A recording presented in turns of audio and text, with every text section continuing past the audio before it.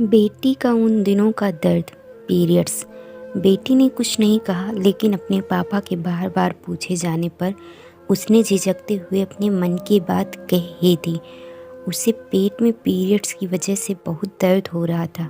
उसे समझ नहीं आ रहा था कि ये बात अपने पापा को कैसे बताई जाए, इसलिए वो चुपचाप उसे सहकर रो रही थी और उसे लगा कि उसके पास अब और कोई चारा नहीं था। साथ ही उसे अपनी माँ की भी बहुत याद आ रही थी, जो कुछ समय पहले ही गर्म पानी करके दे दी थी पीने के लिए भी और पेट सेकने के लिए भी। कभी कभी दर्द ज़्यादा बढ़ जाने पर पीरियड की दवाइयाँ भी उसकी माँ पहले से ही समय से खरीद कर लाकर अपने पास रखती थी।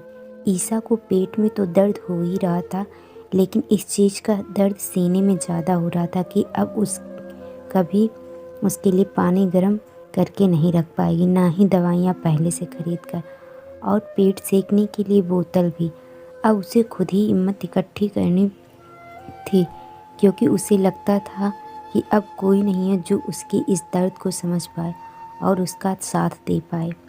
माँ 1 महीने पहले ही गुजर चुकी थी और अब ईसा अपने आप को एकदम अकेला पा रही थी।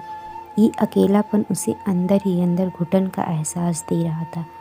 यह सब सुनने के बाद वह जल्दी से रसोई में गया और उसने पानी गर्म किया। उसके बाद अलमारी में जब ढूंढा तो उसे वो पीरियड्स वाली दवा भी मिल गई। उसने अपनी बेटी को गर्म पानी दिया और दवाई खिलाई, और जब तक वह सोने के लिए नहीं गई तब तक उसने उसके पैरों की मालिश की। अब ईसा को नींद आने लगी थी, लेकिन उसके पापा फिर भी पूरी रात उसके बगल में बैठे रहे।